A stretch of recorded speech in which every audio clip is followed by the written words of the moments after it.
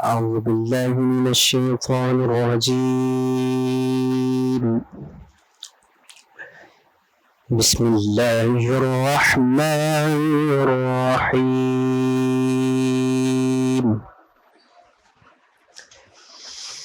ويل لكل همزة لمزة الذي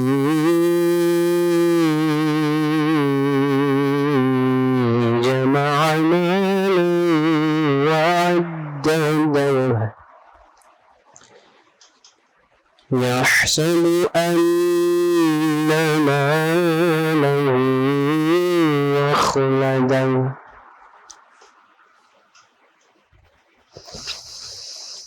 كلا لينبذن في الحطمة وما أدراك ما الحطمة نار الله الموقدة التي تطلع على الأفئدة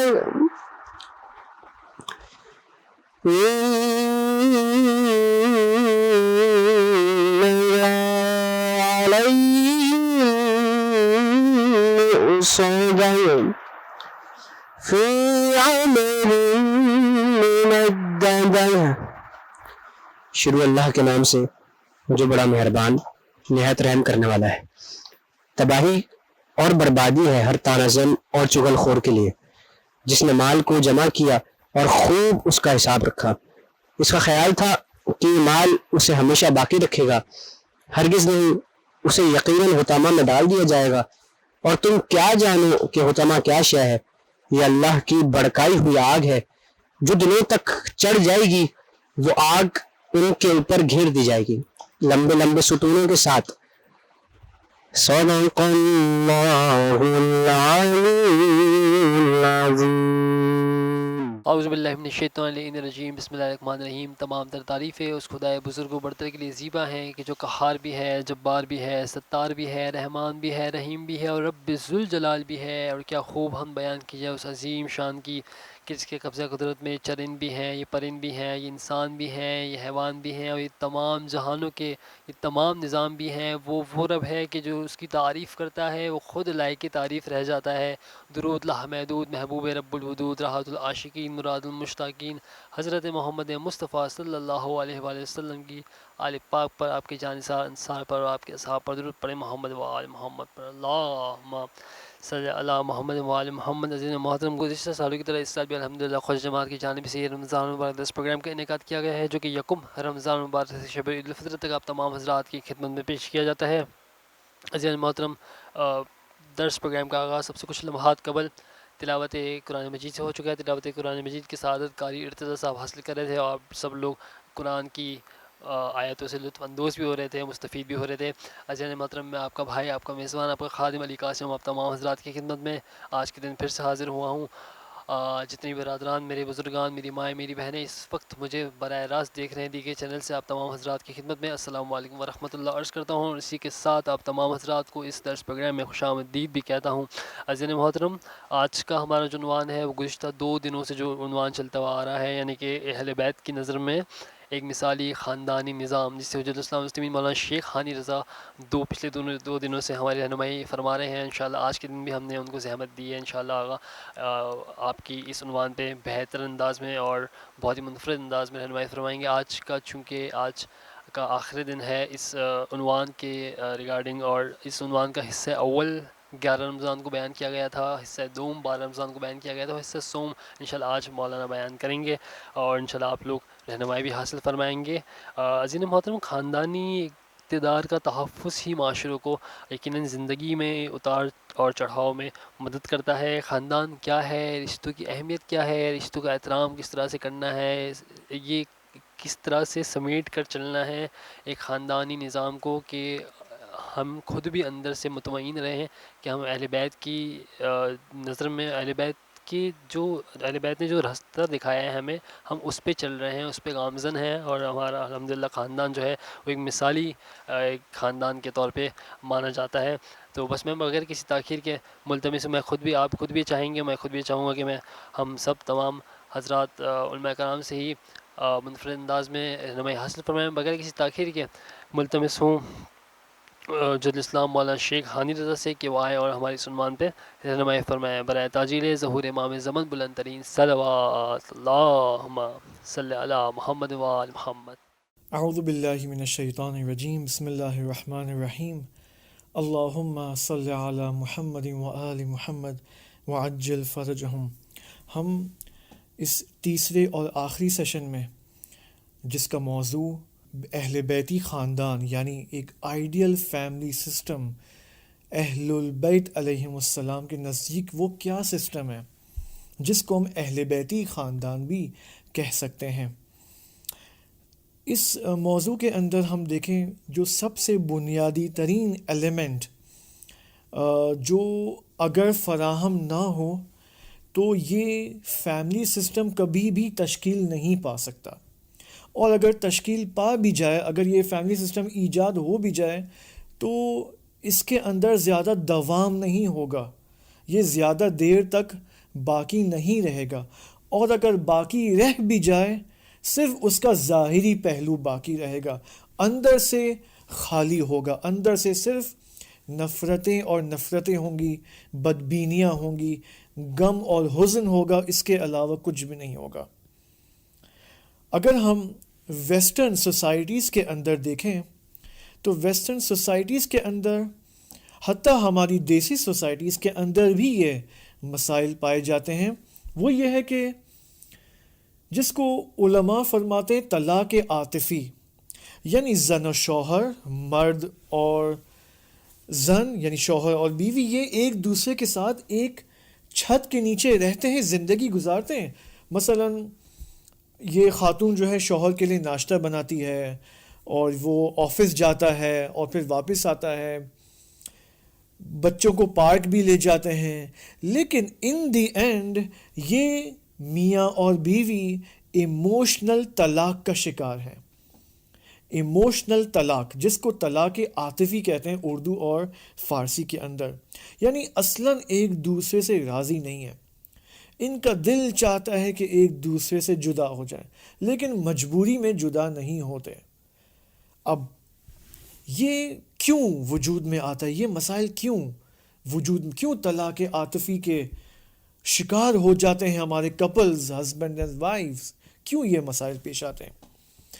کیونکہ وہ بنیادی ترین ایلیمنٹ نہ شوہر نے سیکھا ہے، اپنایا ہے، اور نہ ہی بیوی نے اسے اپنایا ہے، اور اگر اپنایا بھی ہے تو کچھ مہینوں کے لیے یا میکسیمم 1 یا 2 سالوں کے لیے، اور اس کے بعد گھر میں مثلاً طبیعی مشکلات کی وجہ سے، فائنینشیل مشکلات کی وجہ سے، مریض یا مرض کی مشکلات کی وجہ سے، یہ بیوی یا یہ شوہر اس بنیادی ایلیمنٹ کو اپنے وجود سے کھو دیتے ہیں، ہاتھ سے کھو بیٹھتے ہیں۔ وہ کیا ہے؟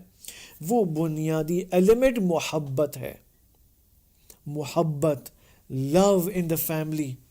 اگر یہ محبت نہ ہو تو یہ فیملی، یہ ہسبینڈ اینڈ وائف طلاق عاطفی کا شکار ہو جائیں گے۔ کیا محبت کا نہ ہونا، اس کا اثر صرف یہیں تک محدود رہے گا؟ نہیں، محبت کا نہ ہونا ایک خاندان کے اندر، اس کا اثر پھر سوسائٹی میں پڑے گا، یعنی یہ سوسائٹی عدم محبت کا شکار ہو جائے گی۔ جب سوسائٹی میں محبت نہیں ہوگی تو طبیعی طور پہ کیا وہاں پر موجود ہوگا؟ نفرت، بدبینیاں، بدگمانیاں ہوں گی۔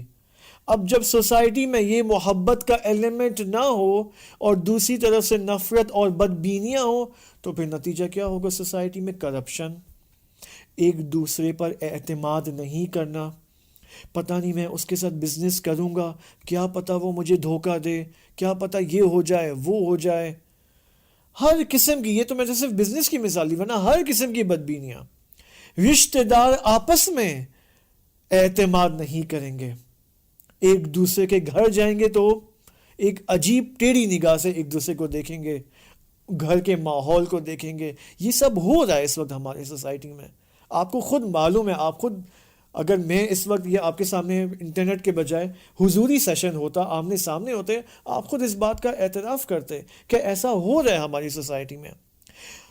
اگر اب میں نے آپ کو دو نتیجے بتا دیے محبت کے نہ ہونے کے. پہلا نتیجہ کہ فیملیز کے اندر طلاق عاطفی، 2 سوسائٹی کے اندر محبت کا نہ ہونا اور بدگمانیاں کا ہونا، 3 جس فیملی کے اندر، جس سوسائٹی کے اندر محبت نہ ہو، یہ سوسائٹی اور یہ فیملی جس کے اندر مؤمنین اور مؤمنات زندگی گزارتے ہیں، یہ مؤمنین اور مؤمنات کبھی بھی اپنے امام سے محبت نہیں کر سکیں گے. یعنی امام زمانہ علیہ السلام جو کہ ہمارے زمانے کے امام ہیں، اہل البیت علیہم السلام، ان ہستیوں سے بھی محبت کا حق ادا نہیں کر سکیں گے. معاملہ کہاں سے شروع ہوا تھا؟ فیملی سے. کہاں تک پہنچایا؟ کہاں تک نتیجہ نکلتا ہے؟ امام تک، اہل البیت تک. بس اگر ہم چاہتے ہیں، اچھا ایک منٹ، ایک اور نتیجہ ہے یہاں پر. اگر ایک سوسائٹی جس میں محبت نہ ہو، فیملیز میں محبت نہ ہو، تو یہ سوسائٹی اپنے امام سے بھی محبت نہیں کر سکتی، اہل البیت سے بھی محبت نہیں کر سکتی، یعنی دونوں صحیح طریقے سے محبت نہیں کر سکتی. اس کا آخری رزلٹ اور نتیجہ یہ ہوگا کہ یہ فیملی اور یہ سوسائٹی خدا سے بھی محبت نہیں کر سکے گی. یعنی یہ معاملہ اتنا سادہ نہیں ہے جو ہم نے فیملیز کے اندر لیا ہوا ہے. اگر ناراضگی ہیں تو چلو مسئلہ نہیں ہے، 2 دن بعد ٹھیک ہو جائے گی، یا 2 دن بعد وہ مجھ سے راضی ہو جائیں گے. خوب ہے، راضی ہونا اچھی بات ہے، لیکن اگر بعد میں اگر یہ محبت میں کمی آ جائے پھر پرابلم ہے. اگر محبت کا نہ ہونا ڈیزیز اور بیماری میں تبدیل ہو جائے، اسپرچول بیماری میں تبدیل ہو جائے، پھر خطرناک ہے. پھر معاملہ خدا تک پہنچتا ہے، کیونکہ فیملی سے محبت، خاندانی محبت در حقیقت خدا سے محبت کا مقدمہ ہے. امام سے اور اہل البیت سے محبت کا مقدمہ ہے. یعنی جو شخص فیملی روابط میں محبت کرنے میں کامیاب نہیں ہو سکتا، وہ کبھی بھی اہل البیت علیہ السلام سے محبت کرنے میں کامیاب نہیں ہو سکے گا، کہ جس کے نتیجے میں یہ شخص اور یہ فیملی ممبرز اللہ سے محبت کرنے میں ناکام ہو جائیں گے. یہیں سے فیملی، آپ دیکھیں، اقتصادی مشکلات کا آغاز ہوتا ہے، دوسرے مسائل کا آغاز ہوتا ہے. دعا کی عدم قبولی انسان کو فیس کرنا پڑتی ہے. لوگ پھر کمپلین کرتے کہ آغا صاحب، مولانا صاحب، ہماری دعائیں کیوں آسمانوں تک نہیں پہنچتی ہیں، کیوں مستجاب نہیں ہوتی؟ اس وجہ سے مستجاب نہیں ہوتی ہیں. کیوں؟ کیونکہ میں نے اور آپ نے اپنے گھر میں محبت، بھرپور محبت کا نذرانہ پیش نہیں کیا ہے، مظاہرہ نہیں کیا ہے. اب اس سیشن میں کوشش میں کروں گا کہ محبت کی امپورٹنس کو آپ کی خدمت میں پیش کروں، اور پھر ہم کچھ پریکٹیکل ایگزامپلز دیکھنا چاہیں گے کہ ہم فیملیز کے اندر، خصوصاً ہسبینڈ اور وائف، کیسے ایک دوسرے سے محبت کا اظہار کر سکتے ہیں. محبت کا اظہار کرنا فقط آئی لو یو نہیں ہے، اگرچہ آئی لو یو کہنا کہ میں تم سے محبت کر رہا ہوں ایک اہم روش ہے، ایک اہم میتھڈ اور طریقہ ہے، لیکن اس کے علاوہ بھی میتھڈز ہیں یہاں پر. وہ ہم آپ کی خدمت میں جس قدر ہمارے پاس ٹائم ہوا اس کی مقدار کے مطابق پیش کریں گے. دیکھیں، پہلا پوائنٹ محبت کے حوالے سے وہ یہ کہ دیکھیں، محبت ایک ظرف ہے. ظرف یعنی مثلا پتیلا، برتن، اس کو ہم ظرف کہتے ہیں نا. محبت علم کی طرح ایک ظرف ہے. کیا مطلب؟ مطلب یہ کہ جس قدر انسان علم حاصل کرے گا تو اس کی ظرفیت میں اضافہ ہوگا. مثال کے طور پر اگر میں اپنے وجود کے اندر علم کو حاصل کروں گا، علم کو اندر ڈالوں گا، تو اس علم کو اپنے وجود کے اندر تحصیل اور دریافت کرنے سے ایسا نہیں ہے کہ اب میرا وجود علم سے بھر گیا ہے، اب علم کی جگہ نہیں ہے. نہیں، حدیث میں ہے کہ جس قدر تم اپنے وجود میں علم کو بھرو گے، علم کو دریافت کرو گے، اس علم کی ظرفیت میں اضافہ ہوگا، یہ مزید پھیلتا جائے گا. یعنی تمہارا وجود مزید تشنا گر ہوگا، تشنا تر ہوگا علم کی نسبت. لہذا انسان کے بارے میں کیا آیا ہے قرآن مجید میں کہ انسان ظلوم اور جہول ہے. کیا مطلب انسان جہول ہے؟ جہول یعنی انسان کے اندر سب سے زیادہ استعداد اور ظرفیت ہے علم حاصل کرنے کی. یہ ہے جہول کا مطلب. جو انسان یعنی جس ہستی کے اندر، جس مخلوق کے اندر جہالت کی ظرفیت زیادہ ہو، جو جہول ہو، اس کا مطلب اس کے اندر علم کی استعداد بے نہایت انلمیٹڈ حاصل کرنے کی استعداد اور قوت موجود ہے. The same case for محبت. جس قدر انسان محبت کرے گا اپنے فیملی ممبر سے، یہ محبت انسان کو مزید قوت عطا کرتی ہے تاکہ مزید محبت دکھا سکے. فرض کریں مثال کے طور پر، یہ ایک مثال ہے، ٹھیک ہے، اس کو فقط مثال کی حد تک لیں، یہ مت سمجھے کہ میں کوئی سائنٹیفک بات کر رہا ہوں. نا، ایک مثال ہے. جو انسان 50 کلو وزن اٹھانے کے قادر نہیں ہو سکتا، کیا وہ 100 کلو وزن اٹھا سکتا ہے؟ بتائیں مجھے. نہیں اٹھا سکتا نا. اگر میں اور آپ 50 کلو کا وزن نہیں اٹھا سکتے تو کیا 100 کلو کا وزن اٹھا سکتے ہیں؟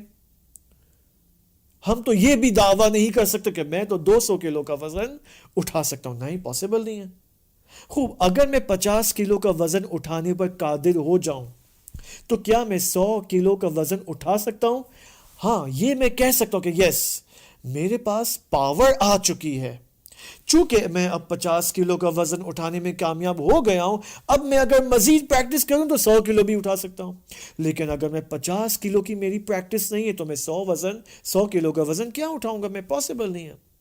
جو انسان اپنے فیملی روابط میں جس لیول پر محبت دکھانے پر قادر ہو جائے گا، اب خدا نے اس انسان کے وجود میں اس قدر طاقت اور قدرت رکھی ہے کہ اب یہ مزید لیولز آف محبت کو طے کر سکتا ہے.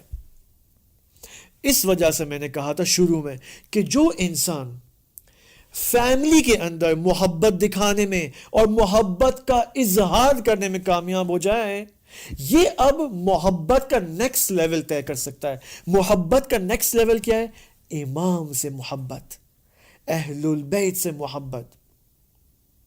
اب جو انسان اہل البیت سے محبت کرنے میں کامیاب ہو جائے، اب وہ محبت کا نیکسٹ لیول طے کر سکتا ہے. وہ کیا؟ اللہ سے محبت. تو آپ دیکھیں یہ لیولز ہیں. انسان فیملی سے شروع کرتا ہے، پھر پہنچتا ہے اہل البیت تک، پھر پہنچتا ہے اللہ سبحانہ و تعالی تک. بس ہمیں کہاں سے شروع کرنا ہوگا؟ فیملی کے اندر. عجیب بات یہ ہے کہ اس محبت کو ختم کرنے کے لیے، یعنی محبت در بین خانوادے، فیملی ممبرز کے درمیان کو محبت ختم کرنے کے لیے اور نفرت ایجاد کرنے کے لیے آج کا شیطان بہت کوشش کر رہا ہے. اس کی ایک بہترین اور واضح مثال ہمارے پاکستانی ڈرامے. آپ دیکھیں ہمارے پاکستانی ڈراموں کے اندر محبت زیادہ دکھائی جاتی ہے یا نفرت دکھائی جاتی ہے؟ مثلا ایک بیوی اپنے شوہر سے کسی نہ کسی وجہ سے بالآخر نفرت کرتی ہے اور پھر وہ کسی اور لڑکے کو پسند کرتی ہے، جبکہ وہ شادی شدہ ہے، پھر بھی وہ ایک اور نامحرم کو پسند کرتی ہے. یہ سب کیا ہو رہا ہے؟ یہ کیوں ہم نفرتیں پھیلا رہے ہیں اپنی ٹی وی ڈراماز کے اندر؟ کیوں کوئی اعتراض کرنے والا نہیں ہے یہاں پر؟ یہ کیا دین کی دھجیاں اڑانے والی باتیں نہیں ہیں؟ شوز نہیں ہیں، سینز نہیں ہیں، ڈائلاگز نہیں ہیں؟ پھر کیوں کوئی نہیں بولتا؟ کیوں کوئی اعتراض نہیں کرتا یہاں پر؟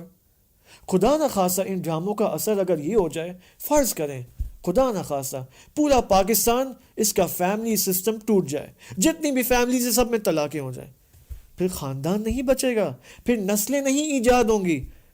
یہ سوسائٹی کیا پھر امام زمانہ علیہ السلام کی زمینہ سازی کرے گی ظہور کے لیے، اپنے بچوں کو تیار کرے گی ظہور کے لیے، کچھ بھی نہیں کر سکتی. پھر یہاں پر ہمیں تھوڑا ہوشیار ہونے کی ضرورت ہے. بس محبت کے لیے گھر، فیملی، ہوم، ہاؤس، یہ سب سے پہلی جگہ ہے کہ ہم آئیں اس مکان کے اندر محبت کو ایکسپریس کریں، محبت کو اظہار کریں، ظاہری طور پر بھی اور باطنی اور اسپرچولی طور پر. اب فیملی کے اندر بہت سارے ممبرز ہیں. ہم فی الحال زیادہ آگے نہیں جاتے فیملی میں. ہم فی الحال یہی جو ہسبینڈ وائف اور بچے، فرض کریں کہ ایک ہسبینڈ ہے، ایک وائف ہے، اور دو مثلا ان کی اولادیں ہیں، 2 بچے ہیں. اب ان 4 ممبرز میں سے اسلام نے کس شخصیت کو، ان چاروں شخصیات میں سے کس شخصیت کے وجود کے اندر یہ پاور رکھی ہے، یہ قدرت اور طاقت رکھی ہے کہ اگر اس نے اپنی طاقت کو استعمال کیا، قدرت کو استعمال کیا، اپنی چھپی ہوئی استعدادوں کو شکوفا کیا، تو پوری فیملی کے اندر محبت کا ماحول ایجاد ہو جائے گا. وہ شخصیت ہے خاتون، عورت، ماں، بیوی، زن. اس زن کے اندر اللہ نے وہ قوت رکھی ہے. کیوں؟ پچھلے سیشن میں آپ نے ملاحظہ کیا تھا کہ زن اور خاتون، اس میں جمال الہی کا مظہر ہے. اور جمال کے اندر کیا ہوتا ہے؟ محبت، نرمی، سافٹنس، ایموشنز، دوسروں کو تسلیہ دینا، دوسروں کو دلاسا دینا، دوسروں کی نسبت محبت سے بات کرنا، محبت سے نگاہ کرنا، ہمیشہ مسکرانا. یہ زن کے اندر یہ قدرت ہے. ایک خاتون یہ کام کر سکتی ہے 100% کامیابی کے ساتھ، اور زیادہ اس کو محنت کرنے کی بھی ضرورت نہیں ہے. صرف توجہ دکھائے کہ یس میری تو یہ ذمہ داری ہے. دوسری طرف سے مرد اور ہسبینڈ اور شوہر، جو کہ اس میں جلال الہی کا مظہر اور تجلی ہے، اس کی ذمہ داری ہے کہ عورت کے لیے، عورت اور بیوی اگر محبت کا اظہار کرنا چاہتی ہے، یعنی وہ چاہتی کہ پورے گھر کے اندر محبت کا ماحول ایجاد ہو جائے، محبت کا ایٹماسفیئر پھیل جائے، تو اس مرد کی ذمہ داری ہے، ہسبینڈ کی ذمہ داری ہے کہ اس خاتون کے لیے زمینہ سازی کرے، اس کو وہ ماحول فراہم کرے، اس کے لیے وہ گراؤنڈز تیار کرے. میں ایک حدیث آپ کی خدمت میں پیش کرتا ہوں، بہت ہی اعلیٰ حدیث ہے. نبی اکرم صلی اللہ علیہ وآلہ وسلم کی یہ حدیث دیکھیں، شوہروں کے حوالے سے فرماتے کہ میرے بھائی جبرائیل امین علیہ السلام نے بارہا مجھے یہ کہا کہ اپنی بیویوں کے ساتھ مدارا کرو، اپنی بیویوں کے ساتھ مدارا کرو. پھر یہاں تک کہ میں نے گمان کرنا شروع کیا. نبی اکرم فرماتے کہ میں نے گمان کیا کہ جائز نہیں ہے ایک مرد کے لیے، اس کو غور سے سنیں، نبی اکرم فرمانے کہ ایک شوہر کے لیے، کہ جبرائیل فرمانے کہ ایک شوہر اپنی بیوی کے لیے شدید مدارا کرے، شدید کوآپریشن دکھائے. یہاں تک کہ میں گمان کرنے لگا کہ ایک شوہر کے لیے جائز نہیں ہے کہ وہ اپنے بیوی کو اف تک کہے، اپنے بیوی کو اف نہ کہے. اور پھر نبی اکرم صلی اللہ علیہ وآلہ وسلم نے فرمایا کہ عورتوں پر، ایک خاتون پر ظلم و ستم کرنا یہ اللہ کے غضب اور غصے اور خشم کا باعث بنے گا. اچھا، امیر المؤمنین علی علیہ السلام کی یہ حدیث بیان کرتا ہوں آپ کی خدمت میں کہ ایک عورت ایک خوشبودار فلاور کی طرح ہے، پھول کی طرح ہے. وہ کوئی سرونٹ اور کارگزار اور امپلائی نہیں ہے. پھر امیر المومنین فرماتے ہیں کہ شوہروں کو چاہیے کہ اپنی خواتین اور اپنی بیویوں کے ساتھ ہر حالت میں، ہر سچویشن میں نیکی کے ساتھ پیش آئے، مدارا کرے اور اچھا بیہیویئر دکھائے ہر سچویشن میں. کس قدر دیکھیں امپورٹنٹ ہے کہ اگر مجھے بتائیں نا کہ اگر ایک شوہر اپنی بیوی کے ساتھ محبت نہیں دکھا سکتا، اس کے ساتھ مدارا نہیں کر سکتا، ہمیشہ اف اور اف اس کو کہے گا، ہمیشہ غصے سے پیش آئے گا، پھر یہ بیوی کیسے اپنے وجود کے اندر چھپی ہوئی اور پنہان محبت کو باہر اظہار کر سکے گی؟ پاسبل نہیں ہے. یہ نہ اپنے شوہر کو محبت دکھا سکتی ہے، نہ اپنے بچوں کو. بس محبت بنیادی ایلیمنٹ ہے. اب اگر فیملیز کے اندر، یہ میں آپ کو گارنٹی سے ایک بات بتا دوں کہ سوسائٹیز کے اندر جو کرپشن اس وقت ہمیں نظر آتا ہے، چاہے وہ کسی قسم کا کرپشن ہو، اس کی اصل وجہ محبت کا نہ ہونا ہے خاندانوں کے اندر. بس مقصر کون ہے یہاں پر؟ خاندانی افراد، یہی شوہر اور بیوی جن کو فیوچر میں ماں باپ بننا ہے، پیرنٹس بننا ہے. اگر یہ محبت نہیں دکھائیں گے تو ان کو معلوم ہونا چاہیے کہ اس کا نتیجہ 20 سال بعد سوسائٹی میں کرپشن ہوگا. یہ جواب دہ ہوں گے روز قیامت پھر. اب میں آپ کے سامنے ایک حدیث دکھانا چاہوں گا، پیش کرنا چاہوں گا. بہت ہی خوبصورت، بہت ہی عالی حدیث ہے. یعنی واقعاً یہ حدیث انسان اگر ملاحظہ کرے تو انسان کو لذت آتی ہے. اس حدیث سے ہمیں پتہ چلے گا کہ خاتون کا کیا کردار ہے، کیونکہ ہمارا یہ سیشن، آخری سیشن، محبت کے بارے میں، اور محبت کی جو بنیادی ایلیمنٹ ہے گھر کے اندر وہ خاتون ہے. لہٰذا یہ حدیث زیادہ ہم اسپیسیفائی کریں گے خواتین کے لیے. البتہ اس کا مطلب یہ نہیں ہے کہ کیونکہ بہت ساری خواتین جب میں یہ سیشنز پریزنٹ کرتا ہوں مجھے اعتراض کرتے ہیں، یہ ساری باتیں آپ شوہر کے لیے کیوں نہیں کرتے؟ اب یہ حدیث جو اس سے پہلے بیان کی تھی وہ شوہروں کے لیے تھی یا نہیں تھی؟ شوہر کے لیے تھی نا. اب ہم مزید بات کریں گے شوہروں کے بارے میں اگر ٹائم بچا تو. اب یہ حدیث سیوطی نے اپنی تفسیر کے اندر الدر المنصور کے اندر بیان فرمائی ہے کہ ایک خاتون، آپ دیکھیں نبی اکرم صلی اللہ علیہ وآلہ وسلم اپنے اصحاب کے ساتھ بیٹھے ہوئے تھے. ایک خاتون آتی ہے نبی اکرم صلی اللہ علیہ وآلہ وسلم کی خدمت میں، اور اس خاتون نے کہا کہ اے نبی، بے ابی انت و امی، میں، میری ماں، میری والدہ اور میرے والد آپ پر فدا ہو جائیں.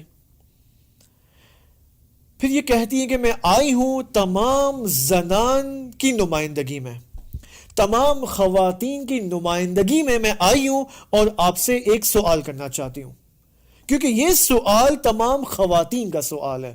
یہاں پر اس خاتون نے یہ کہا، غور سے سنیں، ایک خاتون کا کیا ویژن ہونا چاہیے. یہ تمام خواتین جو اس بندہ حقیر کا لیکچر سن رہی ہیں، اس حدیث کو غور سے سنیں اور پھر آپ چیک کریں کہ آپ کا ویژن کہاں پر ہے اور اس خاتون کا ویژن کہاں پر ہے.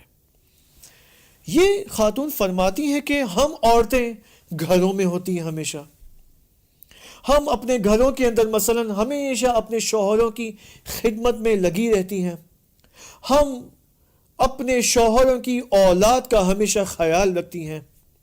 ہم اپنے شوہروں کے لیے مثال کے طور پر ان کے لباسوں کا، ان کی ملکیت کا، ان کی پراپرٹی کا مثلا خیال رکھتی ہیں. ہم اپنے شوہروں کے سکون کا باعث بنتی ہیں. دوسری طرف سے جو ہمارے شوہر حضرات ہیں، یعنی جو مرد حضرات ہیں، ان کو اللہ نے ہم پر فضیلت عطا فرمائی ہے. الرجال قوامون علی النساء.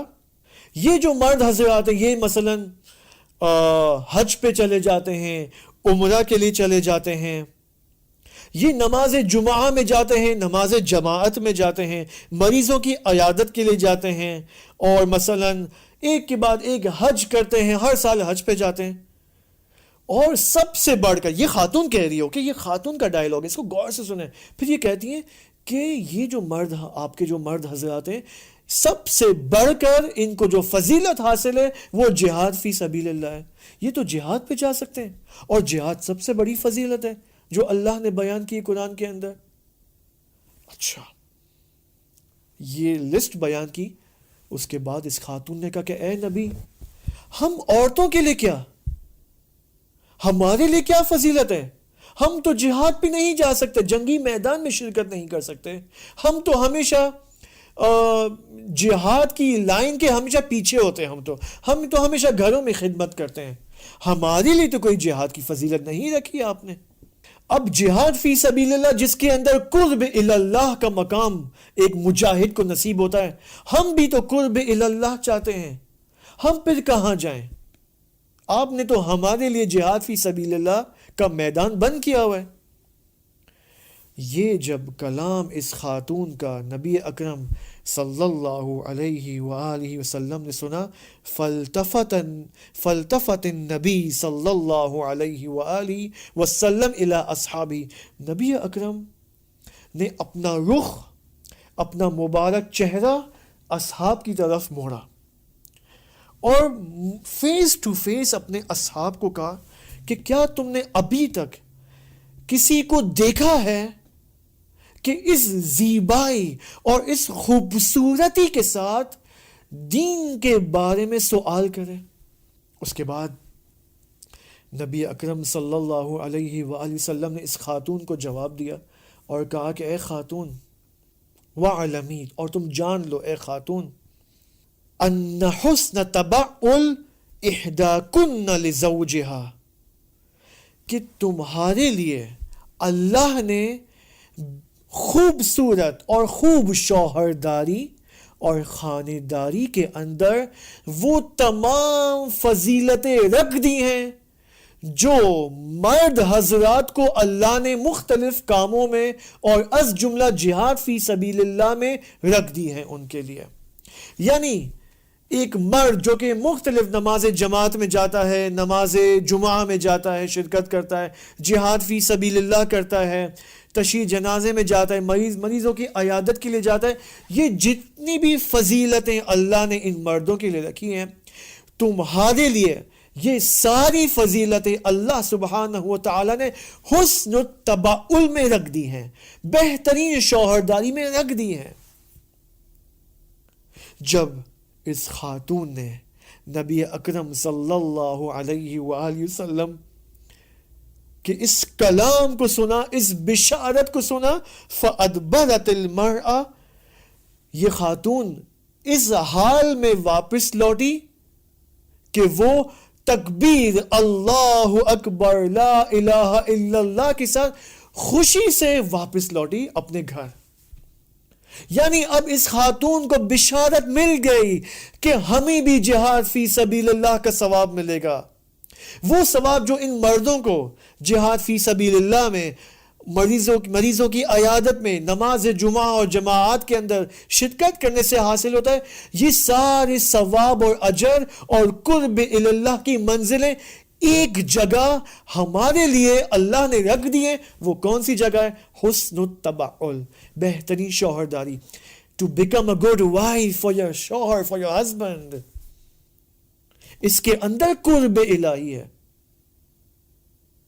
میں آپ کو مثال دوں ایک اور، آج کی مثال، 50 سال پہلے کی مثال، علامہ طباطبائی رحمۃ اللہ علیہ کی مثال. آپ جانتے علامہ طباطبائی رحمۃ اللہ علیہ صاحب تفسیر المیزان، آیت اللہ قاضی طباطبائی کے شاگرد، آیت اللہ بہجت کے ہم کلاسی، یہ دونوں شاگرد تھے آیت اللہ قاضی کے. علامہ طباطبائی کی زوجہ، انہوں نے کوئی مدرسے کی تعلیم کوئی خاص حاصل نہیں کی تھی، حوزے کی کوئی خاص تعلیم حاصل نہیں کی تھی. لیکن ایک دن یہی علامہ طباطبائی کی زوجہ مبارکہ یہ مکاشفے کی حالت میں کربلا کی زیارت کرتی ہیں. مکاشفے کی حالت میں یہ خود کہتی ہیں میں گئی زیارت کے لیے، جبکہ میرا بدن کم میں تھا، میں فزیکلی کم میں موجود تھی اپنے گھر میں، لیکن میں نے دیکھا کہ اب میں زیارت کر رہی ہوں، ریئل ٹائم زیارت کر رہی ہوں کربلا کی، نجف کی. میں حرم کے دروازے دیکھ رہی ہوں، حرم کے دروازے میں جو نگہبان اور شرطیں موجود ہیں میں ان کو دیکھ رہی ہوں، مشاہدہ کر رہی ہوں، اور میں زیارت بجا لا رہی ہوں ابا عبداللہ الحسین علیہ السلام کی. یہ مقام علامہ طباطبائی کی زوجہ کو کیسے نصیب ہوا؟ حسن التبعل کے ذریعے. اور حسن التبعل، بہترین شوہرداری، وہ سیکرٹ ہے کہ متاسفانہ انفارچونیٹلی آج کی نئی نسل کی جو خواتین ہیں جو نئی نئی شادیاں کر دی ہیں وہ اس سیکرٹ سے نا آشنا ہیں. ان کو نہیں معلوم ہے کہ اس کے اندر کس قدر معنوی اور روحانی کمالات اللہ نے ان کے لیے رکھے ہیں. آپ کو معلوم ہے، ایک اور مثال دوں علامہ طباطبائی کی زوجہ کی. علامہ طباطبائی آپ کو معلوم ہے وہ تفسیر المیزان کو جب بھی لکھتے تھے تو وہ اپنے کمرے میں ہوا کرتے تھے، اور علامہ طباطبائی کو فل کنسنٹریشن ہمیشہ چاہیے ہوتا تاکہ وہ صحیح سے تمرکز کے ساتھ اپنے تفسیری نکات لکھ سکیں. اب علامہ طباطبائی کی زوجہ بہت کلیور تھی، ان کو معلوم تھا کہ مجھے حسن التباعل کیسے دکھانا ہے. اب ان کو معلوم ہے کہ علامہ کو چائے بہت پسند ہے، البتہ ایرانی چائے. لہٰذا اب علامہ کو مثلا ہر آدھے گھنٹے بعد، ہر پونے گھنٹے بعد چائے کی بھی ضرورت ہے. اب اگر یہ خاتون، یہ زوجہ ان کے کمرے میں جائیں گی، چائے کا پیالہ اور کپ رکھیں گی ٹیبل پر، آواز آئے گی، وہ ڈسٹرب ہوں گے علامہ، ان کا تمرکز، ان کا کنسنٹریشن لیول کم ہو جائے گا. لہٰذا وہ بہت ہی خاموشی سے علامہ کے کمرے کا دروازہ کھولتی، بہت آہستہ قدم رکھتی زمین پر، چلتے چلتے چلتے بہت آہستہ چائے کا کپ رکھتی ٹیبل پہ اور واپس آ جاتی خاموشی کے ساتھ. علامہ کو پتہ تک نہیں چلتا کہ ان کی وائف نے ان کے لیے چائے رکھی ہے. آپ دیکھیں یہ حسن التباعل ہے. اس کے لیے بہت ظرافت چاہیے، بہت دقیق ذہن چاہیے ایک وائف کو، ایک خاتون کو، کہ میں کیسے اپنے شوہر کے لیے وہ ماحول فراہم کر سکوں تاکہ وہ اپنے بزنس کے کام اچھے طریقے سے انجام دے، اچھے سے انجام دے. اگر وہ مثلا کتاب پڑھنے میں مصروف ہے، بزنس ڈیلنگ میں مصروف ہے، فون پہ بات کر رہا ہے، فون پہ اس کی میٹنگ ہو رہی ہے، تو اس کو مثال کے طور پر اس وائف کو چاہیے کہ اس کو ڈسٹرب نہ کرے، چاہے کچھ بھی ہو جائے، مگر یہ کہ کوئی ایمرجنسی ہو. مگر نارملی حالات میں ڈسٹرب کرنے کی ضرورت نہیں ہے. بہت ساری چیزیں، یہاں پر میں ڈیٹیل میں جاؤں گا تو آپ جا سکتے ہیں، رجوع کریں ان 14 سیشنز کی نسبت جو ہم نے پچھلے سال ماہ رمضان میں بیان کیے تھے. اب عجیب بات یہ نبی اکرم صلی اللہ علیہ وآلہ وسلم کی اس بشارت کے اندر، اس بشارت کو میں دوبارہ آپ کی خدمت میں پیش کرتا ہوں، پھر اس سے ایک دقیق نقطہ آپ کی خدمت میں پیش کریں گے امام زمانہ علیہ السلام کی مدد سے. وہ نقطہ کیا نبی اکرم نے فرمایا کہ ایک مرد مثلا نماز جماعت میں جاتا ہے، باہر جاتا ہے، وہ آزاد ہے، جب چاہے وہ مسجد جا سکتا ہے، نماز جماعت میں شرکت کر سکتا ہے، نماز جمعہ، جہاد فی سبیل اللہ، مختلف دینی امور کو وہ گھر کے باہر آسانی سے انجام دے سکتا ہے.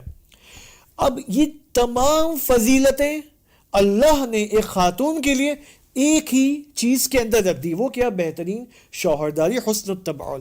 اب اس کے اندر نقطہ کیا ہے؟ مجھے ایک بات بتائیں، مرد، ایک شوہر جو کہ باہر کے امور کو، دینی امور کو مثلا جس میں فضیلت ہیں، وہ کب انجام دیتا ہے؟ کیا 24 گھنٹے انجام دیتا ہے؟ 24 گھنٹے انجام نہیں دیتا ہے. مثلا نماز جماعت دن میں 5 دفعہ ہے یا 3 دفعہ ہے، کتنی دفعہ شرکت کرے گا؟ 3 دفعہ شرکت کرے گا، فجر، ظہر، عصر، مغرب، عشاء. خوب، ہمیشہ جہاد فی سبیل اللہ تو نہیں ہے. جہاد تو مثلا سال میں 1 دفعہ ہے یا 10 سال میں 1 دفعہ ہے. اسی طرح باقی نماز جمعہ ہفتے میں 1 دفعہ ہے. تو یہ جو شوہر حضرات ہیں، یہ جو مرد حضرات ہیں، یہ 24 گھنٹے ہفتے میں 7 دن مسلسل ان فضیلتوں کو دریافت نہیں کر سکتے. لیکن ایک وائف، ایک بیوی جس کو نبی اکرم نے حسن التباعل کی ذمہ داری عطا کی، اب یہ حسن التباعل کبھی کبھار نہیں ہے، یہ خوب شوہرداری کبھی کبھار نہیں ہے، بلکہ 24 گھنٹے ہے، لمحہ بلمحہ خوب شوہرداری ہے. کیوں؟ کیونکہ شوہر گھر میں ہوتا ہے تو شوہر کا ایک ارادہ ہوتا ہے، مثلا مجھے چائے چاہیے. بیوی مثلا دوسرے کاموں میں مصروف ہے، بچوں کا دیکھ بھال کرے، وہاں سے شوہر کا حکم آتا ہے کہ مجھے چائے چاہیے. ٹھیک ہے، اب یہ بیوی کیا کرتی ہے؟ اپنے ارادے کو شوہر کے ارادے میں فانی کر دیتی ہے، یعنی شوہر کے ارادے کو اپنے ارادے پر حاکم کرتی ہے اور اس کا ارادہ بجا لاتی ہے اور اس کے لیے چائے بناتی ہے.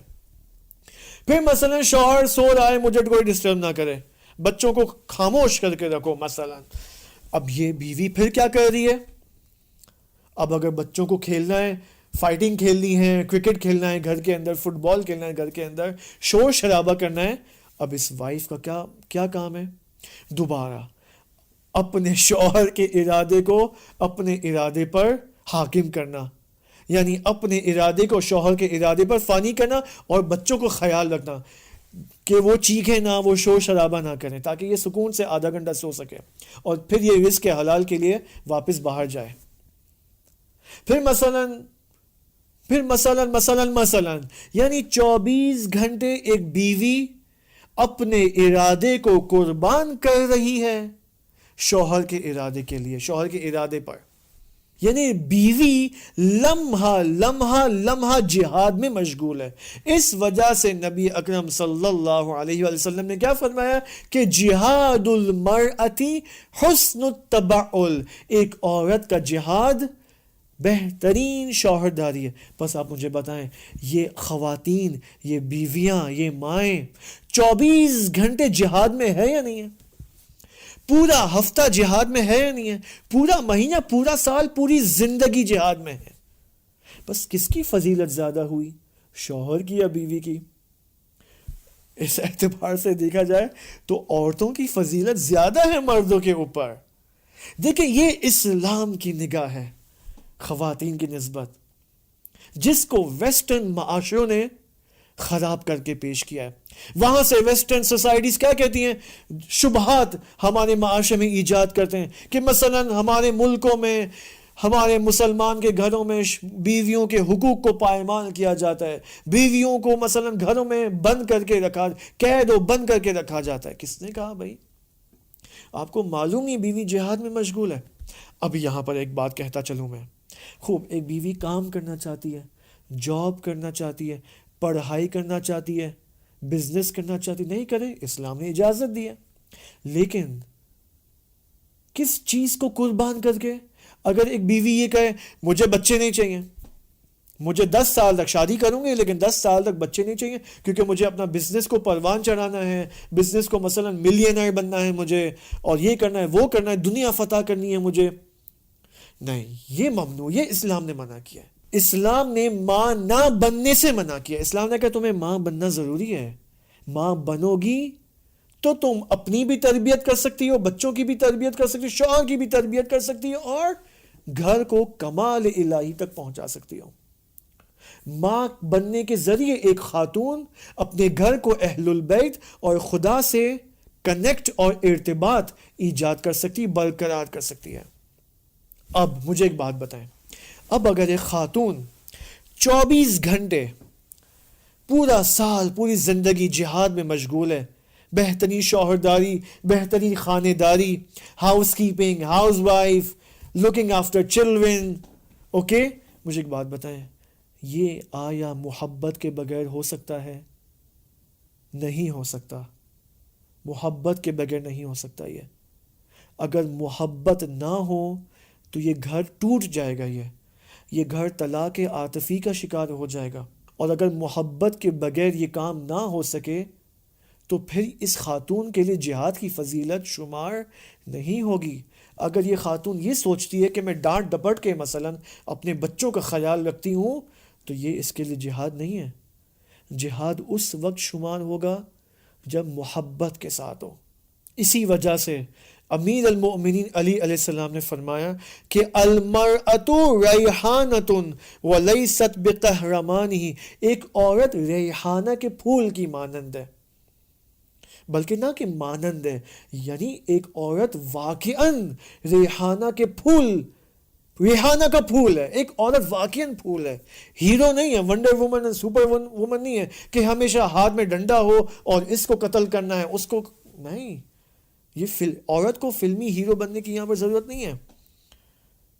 ایک اور اب امیر المؤمنین کی اس حدیث کے ذیل میں اب کیا نتیجہ لیں گے جب وہ فرماتے ہیں کہ ایک عورت ریحانہ ہے, پھول ہے.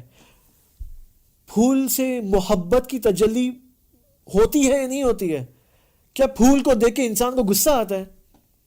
پھول یعنی محبت کا اظہار، پھول یعنی محبت کا وجود. بس ایک عورت کا کام گھر میں محبت کو پھیلانا ہے.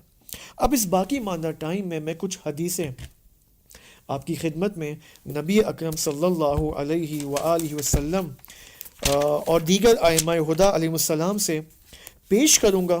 آپ دیکھیں کس قدر خوبصورت practical life examples to express your love and محبت ہمیں ائمہ اطہار علیہ السلام نے بیان فرمائے ہیں. دیکھیں مثلا نبی اکرم صلی اللہ علیہ وآلہ وسلم نے فرمایا کہ وہ خاتون جو اپنے شوہر کو پانی پلاتی ہے تو یہ کام اس خاتون کے لیے 1 سال کی عبادت سے بڑھتر ہے اور بہتر ہے.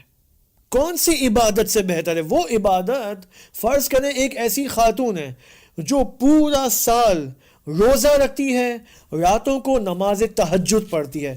نبی اکرم فرمانے کہ اس 1 سال کی عبادت سے بہتر ہے کہ تم اپنے شوہر کو پانی پلاؤ. آپ دیکھیں یہ محبت کو اظہار کرنے کا ایک طریقہ ہے. آئی لو یو کہنا اپنی جگہ ہے، اور اس کے ساتھ ساتھ دیکھیں یہ انڈائریکٹ طریقے ہیں. یہ ڈائریکٹ اور انڈائریکٹ الگ الگ میتھڈالوجیز ہیں، روشیں ہیں جو نبی اکرم اور ائمہ ہدیٰ ہمیں سکھا رہے ہیں. اس کے بعد نبی اکرم فرماتے ہیں کہ اللہ سبحانہ و تعالیٰ اس خاتون کو کہ جس نے 1 گلاس پانی اپنی شوہر کو پلایا ہے، اور یہ شوہر جب ایک گھونٹ اس پانی کا نوش کرتا ہے تو اس ایک گھونٹ کے بدلے خداوند سبحان اس خاتون کو جنت کے اندر ایک شہر عطا فرمائے گا. ایک شہر نہیں فرمایا، ایک سٹی نہیں فرمایا، ایک گھر، ایک بنگلہ نہیں، ایک شہر ہر گھونٹ کے بدلے. اور ہر گھونٹ کے بدلے 60 خطائیں اس خاتون کی معاف کرے گا. یعنی ایک پانی پلانے میں اس قدر فضیلت خاتون کے لیے، فری آف کاسٹ.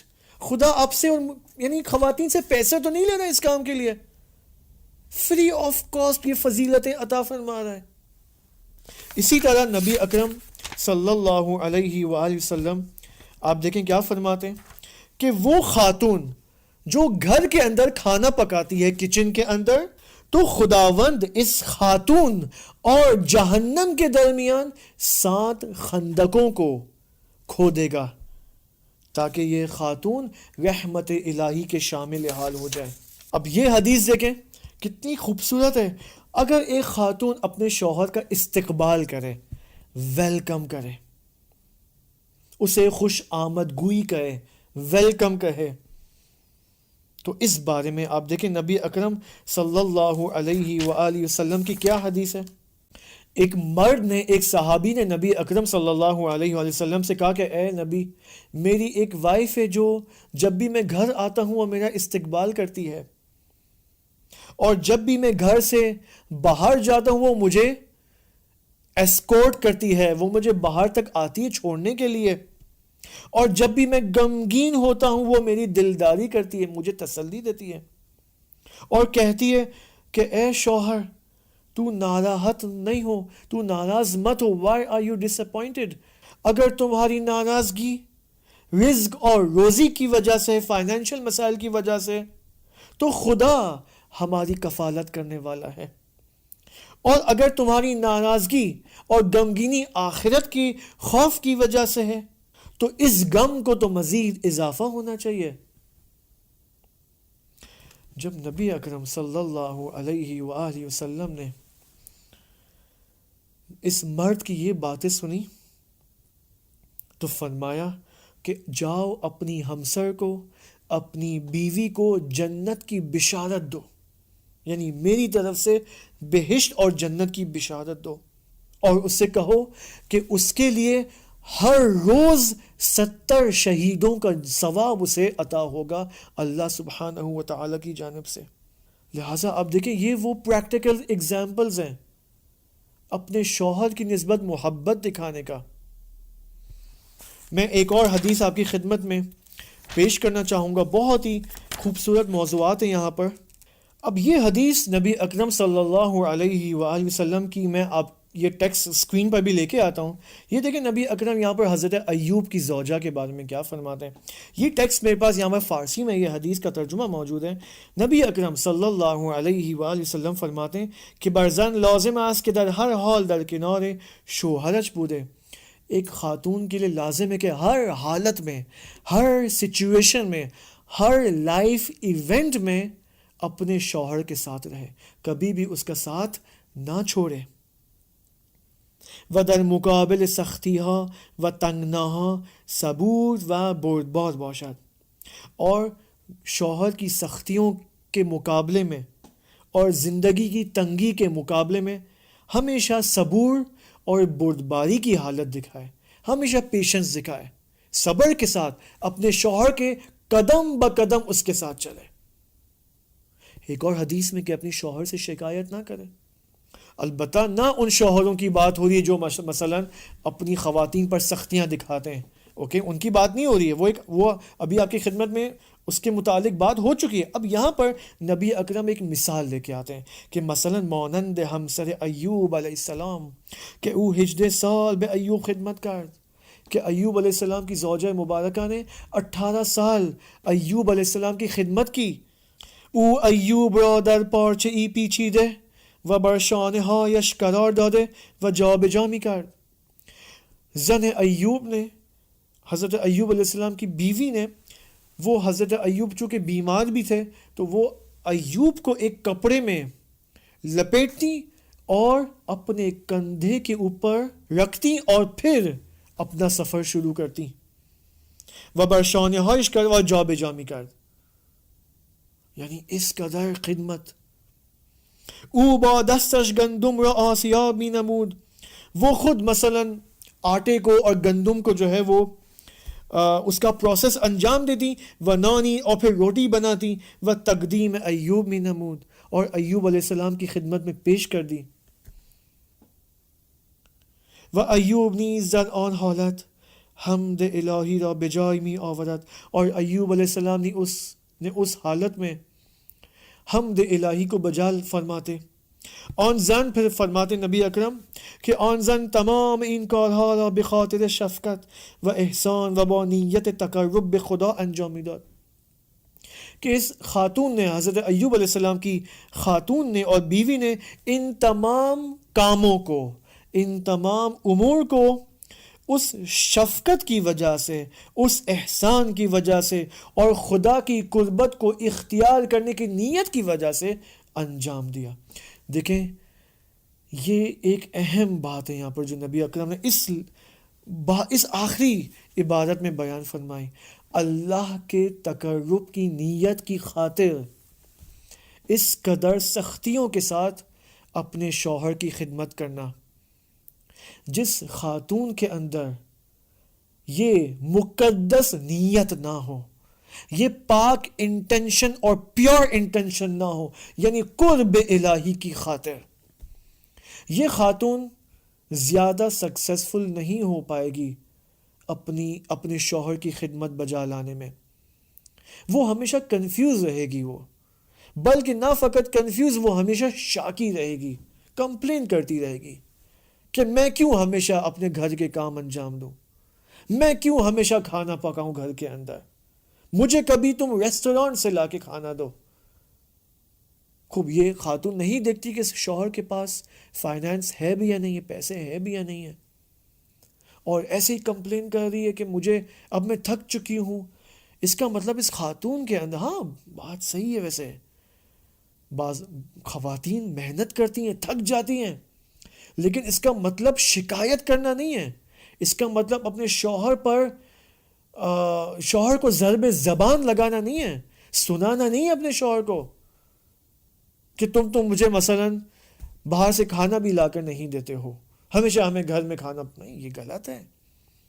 جس خاتون کے وجود کے اندر، جس خاتون کے وجود کے اندر اللہ کی ذات موجود ہو، جو خاتون موحد ہو، توحید اس کی جان کا حصہ ہو، اس کے وجود کا حصہ ہو، یہ کبھی بھی اپنے شوہر کی خدمت میں اپنے شوہر کی خدمت سے تھکے گی نہیں، خستگی کا اظہار نہیں کرے گی۔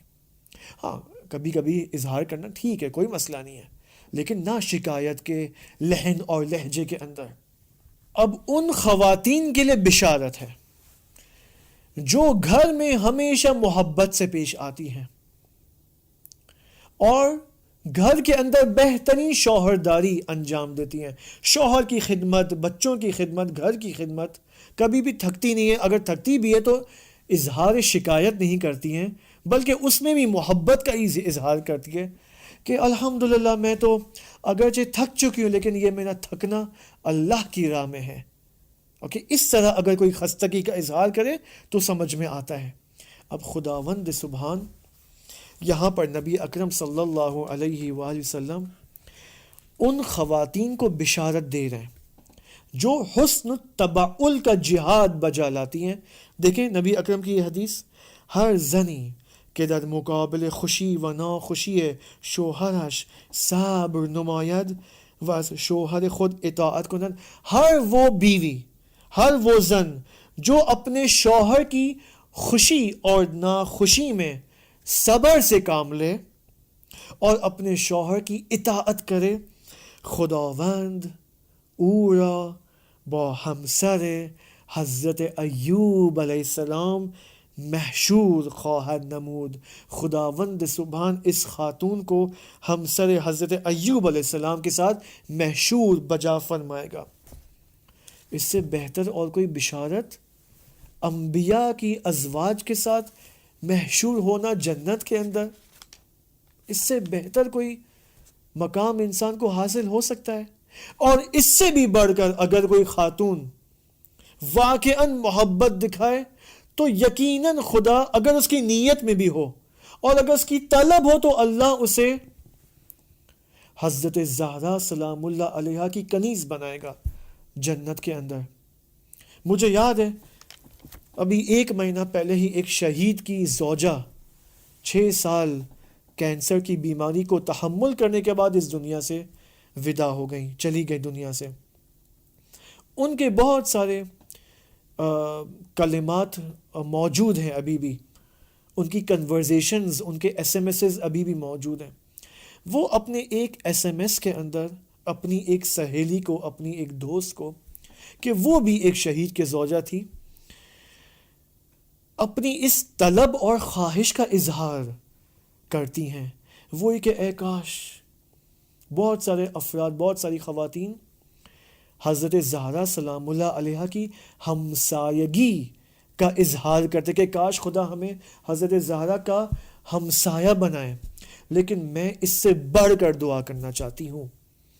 وہ فرماتی ہیں کہ میں چاہتی ہوں کہ میری دعا ہے کہ خدایا تو مجھے حضرت زہرا سلام اللہ علیہا کا ہمسایہ نہیں بلکہ حضرت زہرا کا ہم خانے بنا، یعنی جس گھر میں حضرت زہرا زندگی گزارتی ہیں جنت کے اندر، خدایا تو مجھے بھی اس گھر کے اندر زندگی گزارنے کی توفیق عطا فرما، یعنی مجھے حضرت زہرا کا ہم خانے ہونا ہے، ہم گھر ہونا ہے۔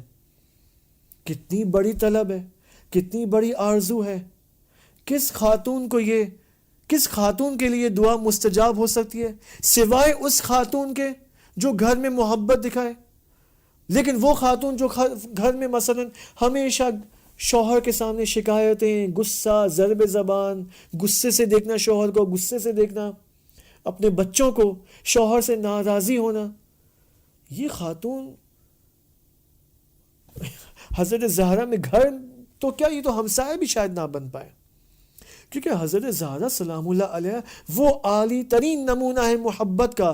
محبت بے کی، کس کو محبت؟ اپنے فقیر ترین شوہر سے محبت، یعنی علی ابن ابی طالب۔ حضرت زہرا سلام اللہ علیہ کو معلوم تھا کہ میرا شوہر علی جس سے میں شادی کرنے والی ہوں وہ کوئی زیادہ پیسے والا نہیں ہے، وہ بہت فقیر ہے۔ اس کے علاوہ نہ فقط وہ فقیر ہے بلکہ وہ 6 مہینہ جہاد فی سبیل اللہ کی وجہ سے گھر میں نہیں ہوتا، گھر میں ٹائم نہیں دیتا۔ لیکن آپ دیکھیں جب بھی علی علیہ السلام گھر آتے اور گھر میں کھانا کم ہوتا، غذا کم ہوتی، تو حضرت زہرا سلام اللہ علیہا اپنی غذا، اپنے حصے کی جو غذا ہے وہ امام علی علیہ السلام کے لیے بچا کے رکھتی. اور پھر امام علی گھر میں آتے اور پوچھتے کہ اے زہرا، اے فاطمہ، گھر میں کچھ کھانے کو ہے؟ تو حضرت زہرا اپنی ہی غذا کو امام علی کے سامنے رکھتی اور امام علی کو پتہ تک نہیں ہونے دیتی کہ یہ میرے حصے کا کھانا ہے. دیکھیں یہ کس قدر محبت ہے یہاں پر.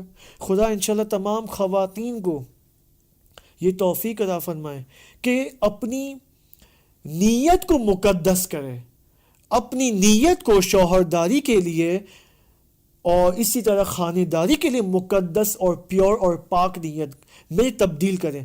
تب جا کر وہ بہترین طریقے سے حسن التبعل کی ذمہ داری اور فریضہ انجام دے سکتی ہیں. اور خدا تمام شوہروں کو بھی توفیق عطا فرمائے کہ گھر کے اندر خواتین کے لیے محبت کا ماحول فراہم کر سکے، محبت کا زمینہ ہموار کر سکے، تاکہ یہ خاتون اس زمین کے اوپر جو شوہر نے اس کے لیے آمادہ کیا ہے، اس زمین کے اوپر محبت کا گھر بنانے میں کامیاب ہو جائے. والسلام علیکم ورحمۃ اللہ وبرکاتہ. جزاک اللہ. ہم تہ دل سے ممنون متشکر ہیں حجت اسلام مولانا شیخ ہانی رضا صاحب سے کہ وہ اپنے قیمتی وقت میں سے مسلسل 3 دن انہوں نے ہماری اس عنوان پہ رہنمائی فرمائی. پروردگار عالم آپ کی توفیقات میں مزید اضافہ فرمائیں.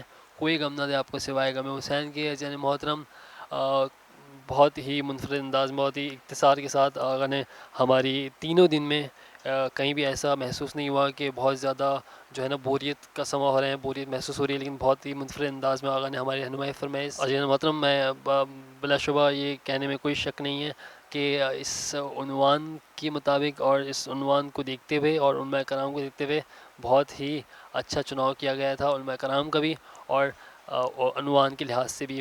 تو بس عزیز محترم، کل کا ہمارا عنوان جو ہوگا، یعنی کہ 14 رمضان ہے کل، اور شب 15 رمضان کی شب ہے، یعنی کہ ولادت امام حسن مجتبیٰ علیہ الصلاۃ والسلام ہے. درود پڑھیں محمد وآل محمد پر، اللہم صلی علی محمد وآل محمد. عزیز محترم، کل انشاءاللہ اسی مقام بوجانی ہال میں یہی نشستوں کا انشاءاللہ انتظام ہوگا، اور جس سے درس کا پروگرام بھی ہوگا اور محفل کا بھی انتظام بھی ہے. انشاءاللہ جشن ولادت امام حسن مجتبیٰ ہے، جس سے خطابت کے فرائض انشاءاللہ جناب مولانا عقیل عباس صادقی صاحب انشاءاللہ انجام دیں گے. میں بس چیدہ نام ہے میں وہ لے لیتا ہوں. جناب مسلم مہدوی صاحب آپ کی خدمت میں حاضر ہوں گے، منقبت خوانی کے فرائض انجام دیں گے. جناب میثم کشمیری صاحب، جناب قائم بھوجانی صاحب، جناب سلیم مستان صاحب اور جناب زہیر بیمانی صاحب انشاءاللہ منقبت خوانی کے فرائض انجام دیں گے. آئیے عزیز من اس پروگرام کا اختتام دعائے سلامتی امام زمان سے کرتے ہیں. بسم اللہ الرحمن الرحیم. اللہم کل ولیک حجت ابن الحسن صلواتک علیہ وعلی آبائہ فی ہذہ الساعة وفی کل ساعة ولیہ وحافظہ وقائدہ وناصرہ ودلیلہ وعینا حتی تسکنہ ارزقہ طوعا وتمتعہ فیہا طویلا برحمتک یا ارحم الراحمین.